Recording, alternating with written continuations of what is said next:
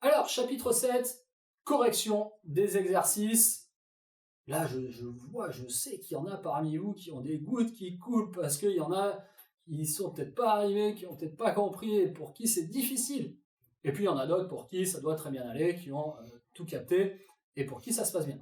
Pour ceux qui ont un peu plus de mal, de difficultés, n'hésitez pas à revenir sur le cours. C'est pour ça que c'est aussi intéressant la vidéo. C'est que vous pouvez vraiment mettre sur pause, vous pouvez vraiment aller voir les énoncés, vous pouvez aller voir effectivement le détail, les formules de calcul, etc., etc. Donc du coup, faites cet effort-là. Vous savez, quand vous êtes en distanciel, quand on est effectivement derrière l'ordinateur, c'est d'une importance capitale votre travail au fond.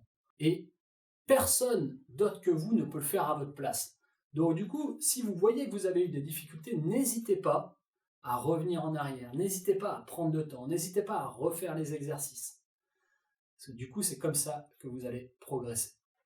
Alors, revenons sur notre exercice 1. Vous vous souvenez, en début d'année, l'entreprise disposait de 80 000 euros de stock, et puis après 140 000 en fin d'année, on vous demandait le stock moyen. C'était facile. Souvenez-vous, stock en entrée plus stock à la fin, divisé par 2.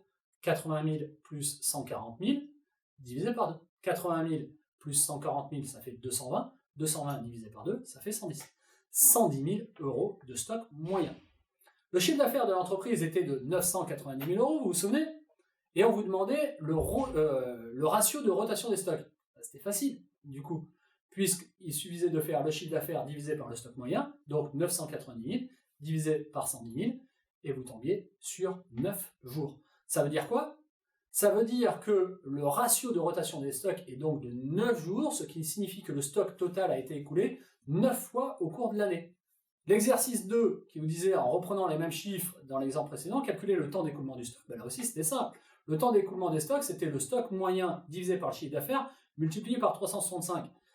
C'était simple. Donc 110 000 stock moyen divisé par 990 000, multiplié par 365. Et on arrivait à 40,5. 40,5, c'est le temps moyen d'écoulement des stocks, et donc de 40,5 jours.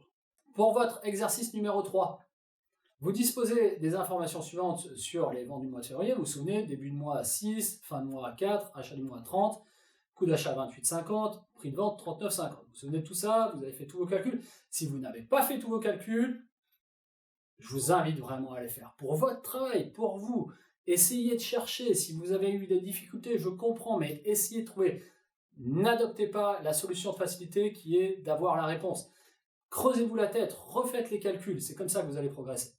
Allons voir donc ces calculs de vente. Les ventes en volume et en coût d'achat de cet article en février, SI plus les achats du mois moins, donc SI, stock initial, hein, vous avez compris, plus les achats du mois moins le stock final, égale à 6 plus 30, donc 6 au début plus 30, moins 4, ça nous égale 32 unités. 32 unités multipliées par 28,50 €, on se retrouve avec 825,60 €.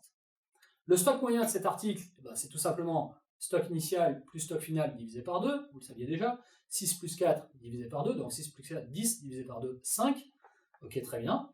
Le taux de rotation des stocks de la durée et la durée de stockage, le taux de rotation, c'est les ventes divisé par le stock moyen, soit 825,6 divisé par 5 fois 25,80. En tout, ça nous donne 6,4, donc du coup 6,4 jours. Le taux de rotation volume est égal à 32 divisé par 5, soit 6,4 durée du stockage, égale 365 divisé par le taux de rotation, 365 divisé par 6,4, ça nous donne 56 jours,25. Et voilà, vous avez tous vos résultats. Je suis persuadé que parmi vous, plusieurs avaient fait juste et tout juste, et je vous en félicite. On va aller un peu plus loin avec une étude de cas, avec un cas un peu plus complet qui s'appelle le cas Pareto-IFI, où on va parler de notre fameuse règle de Pareto, que vous connaissez certainement, la loi des 80-20, rapportée à des téléviseurs. On y va tout de suite.